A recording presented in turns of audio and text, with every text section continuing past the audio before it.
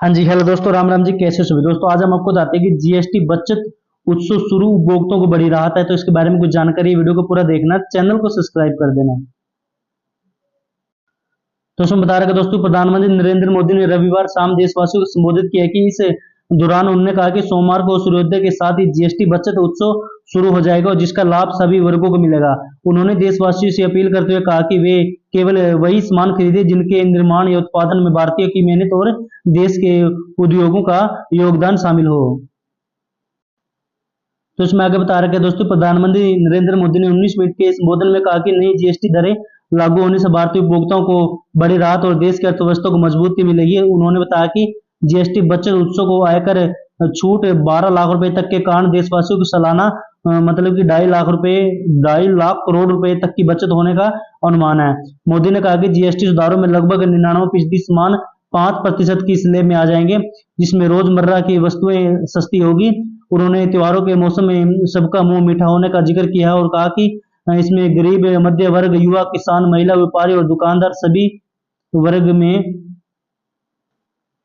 व्यापारी और दुकानदार सभी को लाभ होंगे। प्रधानमंत्री नरेंद्र मोदी ने देशवासियों से स्वदेशी सामान बेचने और खरीदने की अपील की है। उन्होंने कहा कि जिस तरह स्वतंत्रता संग्राम में स्वदेशी आंदोलन ने देश को मजबूत किया, उसी तरह स्वदेशी मंत्र भारत को समृद्ध करेगा। तो और भी कुछ बात है इसमें, हम आपको दिखाते हैं दोस्तों कि क्या क्या चीज सस्ती हुई है।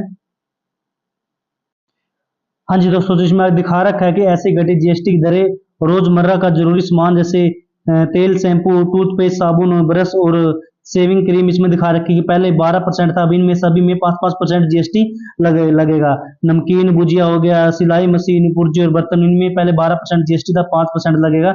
स्वास्थ्य जीवन बीमा पर शून्य कर दिया, तो इसमें दिखा रखा है स्वास्थ्य और जीवन बीमा पर 18% था, अब शून्य कर दिया है। थर्मामीटर, मेडिकल और ग्लूकोज और मतलब कि नजर के चश्मे हैं, ये सब 12% थे, इमिन में 5% कर दिया है।